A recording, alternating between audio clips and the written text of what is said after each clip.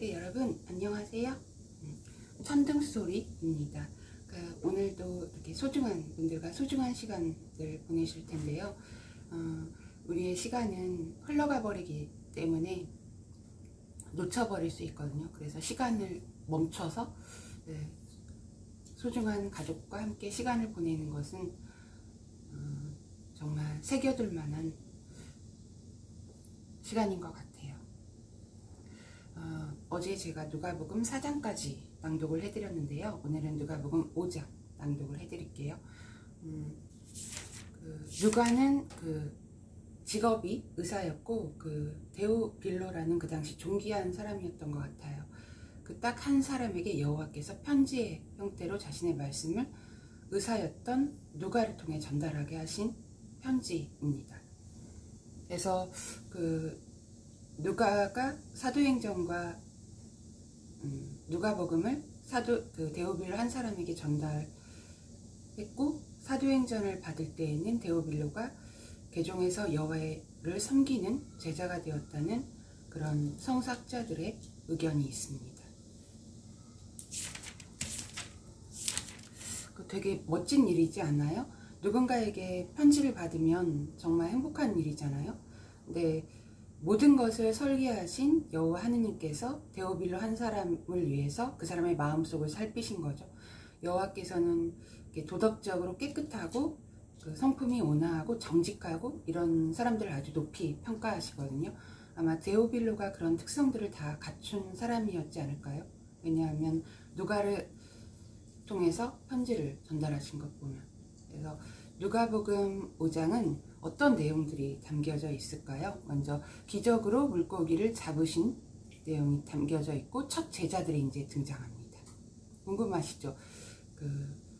첫 제자들 어떤 사람들을 선택하셨을지. 우리도 이렇게 친구나 함께 일할 팀이나 아무나 선택하지는 않잖아요. 납병 환자를 고치신 그런 기적을 행사하신, 앞으로 하느님의 왕국이 이 땅에 통치할 때 이제 병든 사람들을 고쳐주실 것을 미리 보여주신 그런 기록들이 있고요. 또 몸이 마비된 사람을 고쳐주신 기록이 있습니다. 그리고 예수께서 레위를 부르신,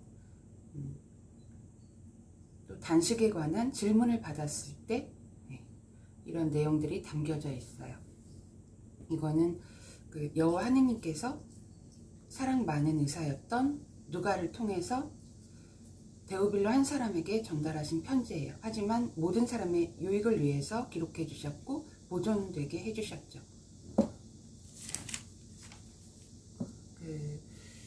그래서 오늘 누가복음을 낭독해 드리기 전에 이해력이 있는 사람은 어느 분야에서든 건축을 이해한다는 것은 건물 설계와 또 이렇게 건물에 사용되는 전력이나 전력량, 그리고 수도나 상수도, 그리고 환기를 할 수 있는 시설들이나 환기 상태가 어떤지, 이런 모든 것들을, 이런 모든 시스템이 어떻게 함께 작용하는지 이해하고 있기 때문에 이렇게 이 건물은 잘 지어졌다, 이런 것들이 잘 함께 작용해서 건물이 잘 지어졌다라고 이렇게 감탄하거나 또는 아쉬운 부분들을 지적할 수 있는, 그래서 바로잡고 튼튼한 건물, 안전한 건물이 될 수 있게 그런 이해력을 갖춘 사람들이 있잖아요. 물론 이렇게 전문가들은 대부분 이해력을 갖추고 있죠. 이렇게 어떤 분야에, 건축이든 설계든 기계를 다루시는 분이든 아니면은 글 쓰는 분이든 음악을 하시는 분이든 여러 분야에 대한 경험을 가진 분들은 이해력을 갖고 있고 노련하게 지도할 수 있는 그런 지식과 지혜를 갖추고 계시죠. 그래서 우리가 그런 전문가들에게 노련한 지도를 구해서 이해력을 얻는 것도 살면서 꼭 필요한 일이고 매우 큰 도움을 받을 수 있는 것 같습니다. 근데 성서에 보면 다니엘 있잖아요. 매우 보배로운 사람이라서 천사를 통해서 여호와의 소식을 전달받은, 그래서 그의 이름으로 된 다니엘 서도 있거든요. 제가 여러분과 다니엘서까지 낭독할 수 있는 그런 영광스러운 날이 올 수 있을지는 모르겠습니다. 그런데 다니엘과 세 친구 아사랴, 이런 세 친구가 이제 그 느부갓네살 왕의 궁전 관리였던 아스브나스라는 사람에게 노련한 지도를 받았거든요. 그래서 칼데아 언어를 할 수 있게끔, 그래서 여호와에 의해서 다니엘이 준비가 잘 되었죠. 그래서 다니엘에 대해서 잘 아시는 분들이 계실지는 모르겠는데, 깊은 관심을 갖고 계신 분들이 계실지는 모르겠지만, 다니엘도 자신의 세 친구들과 함께 느부갓네살 왕의 궁전 관리였던 아스브나스라는 사람에게 노련한 지도를 얻어서 칼데아 사람들의 언어를 배웠거든요. 그것은 이제 여호와에 의해서 다니엘을 사용되기 위한 중요한 절차 중에 하나였거든요. 그래서 이제 때로는 우리가 전혀 모르는 사람에게서도 어떤 전문가에게 노련한 지도와 그 문제에 대한 이해력을 얻는 거가 있죠. 참 살면서 중요한 과정이라고 생각합니다. 성서 욥기에도 이해력은 장수와 함께 온다는 표현이 있거든요. 그래서 특히 연로하신 분들은 많은 경험과 또 지식과 또 이렇게 여호와를 아는 분이라면 성경을 통해서 강한 영성을 가지고 있기 때문에 배울 수 있는 기회들이 많죠. 그래서 이해력이 있는 사람은 매우 가치 있는 능력을 지니고 있는 거예요. 그런 사람은 나누어 줄 수가 있는 거잖아요. 그래서 스스로 생각할 수 있는 책임이 있다는 것을 자각하고 있고, 또 다른 사람이 자기 대신 생각하고 결정하고 분별하고 판단하고 이런 것보다는 자기 스스로 생각해야 될 책임이 있다는 것들 잘 이해하고 있죠. 그리고 그런 사람을 가까이 하면 살면서 큰 도움을 시기적절할 때 받을 수 있죠. 그리고 자신이 무엇을 모르는지도 겸손하게 알고 있거든요. 이해력이 갖춘 사람들은. 그래서 모르는 것을 기꺼이 전문가나 이해력을 갖춘 사람들에게 배우려고 하는 겸손한 자세가 배양되어 있죠. 그리고 또 저는 여호와를 섬기기 때문에 여호와께서 우리에게 무엇을 해 주실 수 있는지 성경을 통해서 많이 배우게 되었거든요. 그때그때 자신의 충성스러운 종들이 무엇이 필요한지 아시고 돌봐 주시고 보호해 주실 목적으로 아주 세심하고 부드럽고 따뜻하게 돌보시고 감독하실 수 있는 높은 위치에 계시거든요. 그리고 여호와 하느님께서는 온 땅의 사람을 한 명 한 명 이렇게 관찰하고 그들이 반응하실 수 있는 완벽하신 지적 능력과 통찰력을 갖고 계시거든요. 사물을 꿰뚫어 볼 수 있는 능력을 가지고 계시거든요. 그리고 이제 이해력을 갖춘 사람은 다른 사람에게서 내가 무엇을 배울 수 있는지를 이해하고 있기 때문에 이런 배울 수 있는 기회가 나에게 제공되었을 때 그게 책망의 형태로도 올 수 있죠. 아무리 이해력을 갖춘 사람도 내가 이해하지 못하는 부분이 있다는 것을 알고 있고 내가 뭘 모르는지를 잘 알잖아요. 그래서 성서에 보면 비웃는 자를 때리라고 했어요. 그러면 경험 없는 자가 슬기롭게 될 것이다. 그러니까 자신과 생각이 다르다는 이유로 조롱하고 비웃는 어리석은 자들이 있잖아요. 근데 그 사람을 때리면 경험 없는 자가 슬기롭게 될 것이라는 여호와의 말씀도 있거든요. 그래서 하지만 이해력을 다 갖춘 사람이라고 할지라도 다 알 수는 없기 때문에 책망이 필요할 때가 있죠. 그래서 모든 것을 다 알고 모든 문제에 대한 모든 사람의 시각을 다 갖고 있는 사람은 없으니까요. 또 마음을 읽을 수도 없고. 그래서 노련한 지도가 없으면 백성이 쓰러지지만 조언자가 많으면 성공한다는 성경 말씀도 있거든요. 그러니까 연로한 사람, 경험이 많은 사람, 각자 분야에서 전문가들의 이런 지적 능력이나 그들이 자신의 일이 전문가가 될 때까지 한 경험이나 그런 것들을 신뢰하면 이제 우리와 다른 관점, 매우 좁은 시야와 매우 좁은 관점을 가지고 있는 나만의 그런 면들에서 큰 도움을 그때그때 받을 수 있겠죠. 그러니까 우리의 시각이 언제나 불안정하고 그럴 수 있다는 것을 항상 지각하고 있어야 될 것 같아요. 그러니까 여호와께서는 지혜가 부족한 사람에게 모두에게 관대하게 주시는 고정관념이나 편견이나 이런 것들이 없는 분이시거든요. 꾸짖지도 않으시고 그래서 여호와께 청하면 받을 수가 있어요. 그래서 하느님을 두려워하면 모든 악에서 떠나 있을 수 있거든요. 성경을 보면 그걸 알 수가 있어요. 여호와의 말씀이 열리면 빛이 나와서 경험 없는 자들이 지혜롭게 행동할 수 있거든요. 그리고 이제 성경을 읽으면 그 과거에 부살렐, 오올리압을 여호와께서 크게 사용하셔서 장막 건축에 필요한 모든 아름다운 것들을 만들게 하셨고, 그리고 다른 사람을 가르칠 능력도 두 사람에게만 부여해 주셨거든요. 그래서 성경을 읽으면 우리의 이해력을 증가시켜 주실 수 있는 분과 함께 시간을 보내는 거예요. 그래서 오늘 누가복음 5장을 낭독해 드리도록 하겠습니다. 한 번은 예수께서 게네사렛 호숫가에 서 계실 때 무리가 그분에게 몰려들어 하느님의 말씀을 듣고 있었다. 그분은 호숫가에 대어놓은 배 두 척을 보셨다. 어부들이 배에서 내려 그물을 씻고 있었다. 그분은 그 배들 중 하나에 타셨는데 그것은 시몬의 배였다. 그분은 그에게 배를 육지에서 조금 떼어 놓으라고 하셨다. 그리고 배에 앉아 무리를 가르치기 시작하셨다. 그분은 말씀을 가르치시고 시몬에게 깊은 데로 가십시오. 그리고 그물을 내려 고기를 잡으십시오. 하고 말씀하셨다. 시몬이 대답했다. 선생님, 우리가 밤새도록 애썼지만 한 마리도 잡지 못했습니다. 그러나 말씀하신 대로 제가 그물을 내리겠습니다. 그들이 그렇게 하자 물고기가 매우 많이 잡혀서 그물이 찢어지기 시작했다.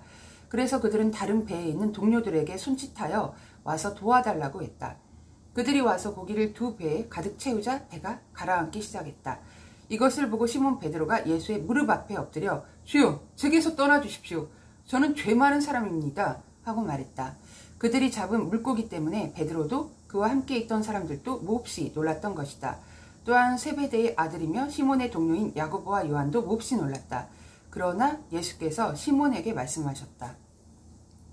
더는 두려워하지 마십시오. 이제부터 당신은 사람을 낚는 어부가 될 것입니다.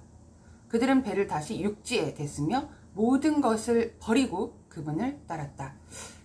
여기까지 보시면 이제 첫 제자들을 선택하실 때 시몬 베드로 이야기가 나오거든요. 근데 배경은 바닷가예요. 이제 영화나 드라마를 볼 때처럼 한번 상상을 해보시겠어요? 예수께서 게네사렛 호숫가에 서 계실 때 이제 무리가 몰려들었다고 했거든요.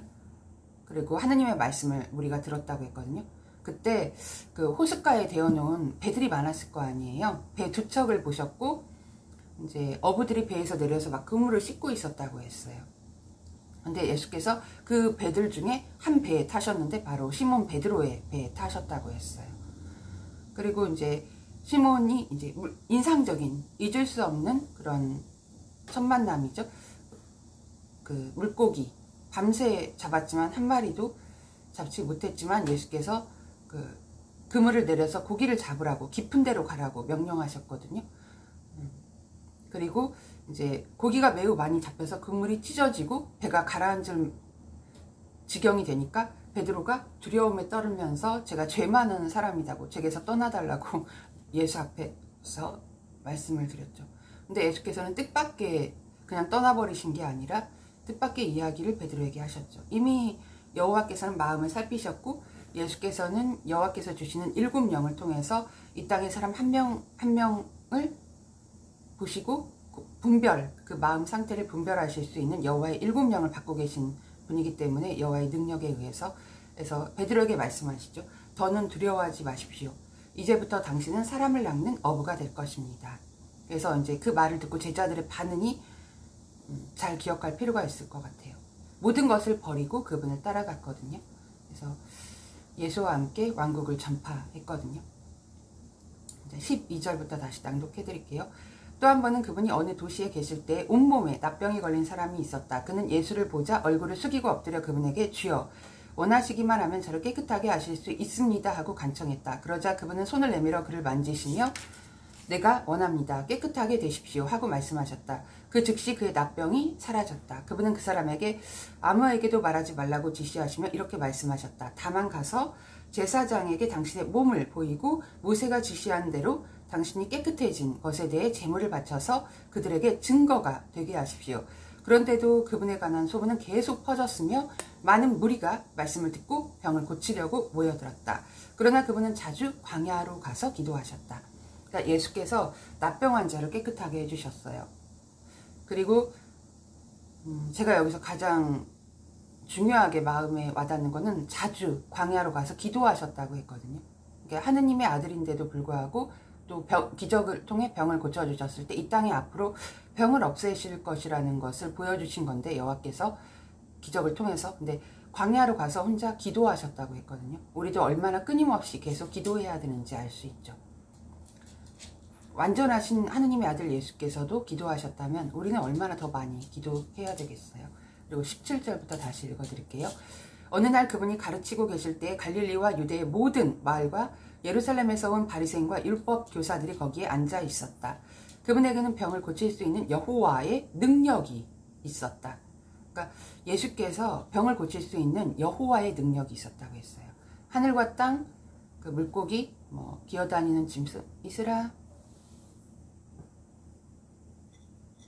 그런 모든 것을 설계하신 여호와의 능력이 예수에게 있으셨기 때문에 기적으로 병을 고쳐주실 수 있으셨던 거예요.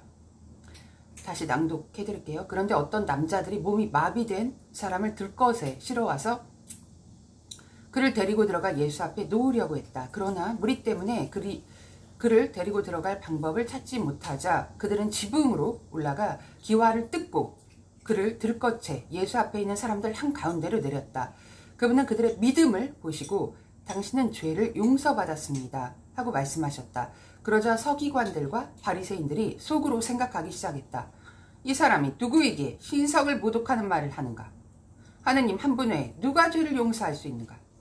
예수께서는 그들의 생각을 알아차리고 그들에게 말씀하셨다. 당신들은 마음속으로 무슨 생각을 하고 있습니까? 죄가 용서받았다라고 말하는 것과 일어나 걸어가라고 말하는 것 중에 어느 쪽이 더 쉽습니까? 하지만 사람의 아들이 땅에서 죄를 용서하는 권한을 가지고 있다는 것을 당신들에게 보여주겠습니다. 그러고 나서 마비된 사람에게 말씀하셨다. 당신에게 말하는데 일어나 들것을 들고 집으로 가십시오. 그러자 그는 그들 앞에서 일어나 자기가 누워있던 들것을 들고 하느님께 영광을 돌리며 집으로 갔다. 사람들은 모두 크게 놀라 하느님께 영광을 돌리기 시작했으며 외경심에 가득 차서 우리가 오늘 놀라운 일을 보았다 하고 말했다. 여기서 기적을 행하신 내용이 나오거든요. 몸이 마비된 사람 얼마나 고통스럽겠어요. 근데 혼자 있지 않았죠. 몸이 마비된 사람을 예수께 데려가기 위해서 이제 너무 무리가 많으니까 예수의 말씀을 듣고 있는, 그래서 지붕으로 올라가서 기와를 뜯고 몸이 마비된 사람을 내렸다고 했어요. 지붕을 뜯고. 그러니까 예수께서 그들의 믿음을 보시고 엄청난 사랑을 보신 거죠. 이 땅의 사랑과 평화로만, 전쟁 없이 살 사람들만 이 땅을 차지하게 해주신다는 여호와의 약속을 알고 계신 분이시거든요. 그래서 당신은 죄를 용서받았다고 말씀하셨어요. 그래서 이 사람이 이제 마비가 풀리고 집으로 돌아갔죠. 다시 또 27절 읽어드릴게요. 그 후에 그분은 밖에 나가 레위라는 세금 징수원이 세무서에 앉아 있는 것을 보시고 그에게 나를 따르십시오 하고 말씀하셨다. 그러자 그는 모든 것을 버려두고 일어나 그분을 따르기 시작했다. 레위는 그분을 위해 자기 집에서 큰 잔치를 베풀었는데 세금 징수원들과 다른 사람들이 큰 무리를 이루어 그들과 함께 식사를 하고 있었다. 그러자 바리새인들과 그들의 서기관들이 그분의 제자들에게 어째서 당신들은 세금 징수원과 죄인과 함께 먹고 마십니까? 하고 투덜거렸다. 예수께서 그들에게 대답하셨다. 건강한 사람에게는 의사가 필요 없지만 병든 사람에게는 의사가 필요합니다. 나는 의인이 아니라 죄인을 불러 회개하게 하려고 왔습니다. 이제 세금 징수원이 세무서에 앉아 있다고 했어요. 근데 예수께서 나를 따르십시오 라고 말씀하셨는데 그 사람의 이름이 바로 레위였어요. 근데 그 레위가 즉시 모든 것을 버리고 예수를 따르기 시작했다고 했거든요. 그리고 레위는 자기 집에서 큰 잔치를 베풀어서 이제 식사를 했죠. 예수와 함께. 근데 그때 성서 정통한 바리새인과 서기관들이 제자들에게 어째서 당신들은 세금 징수원과 죄인과 함께 먹고 마십니까? 라고 투덜거리는 그런 좋은 분위기를 순식간에 망쳐버리고 그런 일이 있었다고 했거든요. 그러자 예수께서 답변하실 때 건강한 사람에게는 의사가 필요 없지만 병든 사람에게는 필요합니다. 나는 의인이 아니라 죄인을 불러 회개하게 하려고 왔습니다. 라고 답변하셨거든요. 그러니까 그 당시에 그 성서학자들이 세금 징수원들이 높은 세율을 적용해서 사람들의 삶을 힘겹게 했대요. 로마를 위해서 일했기 때문에. 그래서 죄인 취급을 받았다고 그래요. 바로 그 세금 징수원, 죄인 취급을 받은 레위를 부르신 거예요. 제자로. 그러니까 이 사람이 돌이켜서 정직하게 여호와를 섬길 사람임을 여호와께서 마음을 살피시기 때문에 아셨던 거예요.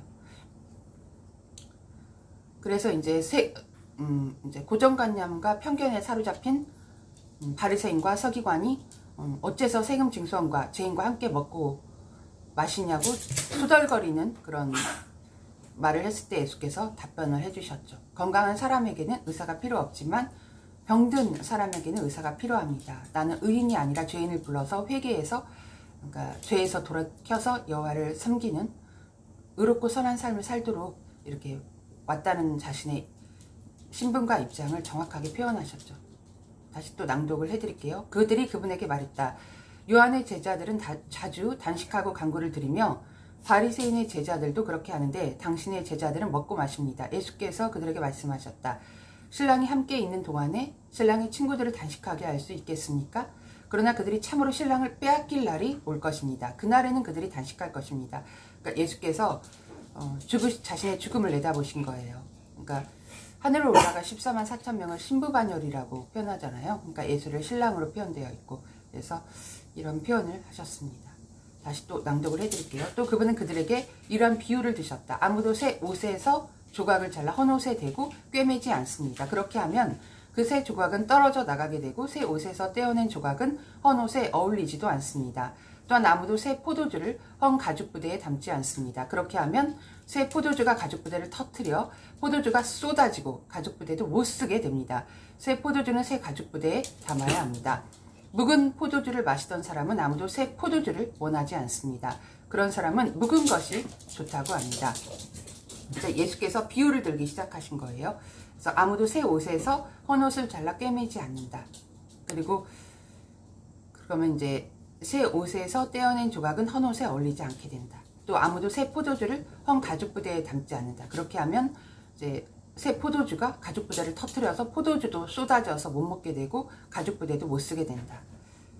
이런 비유를 이제 제자들에게 말하고 설명하기 시작하십니다. 오늘 이제 누가복음 5장을 낭독해 드렸는데요.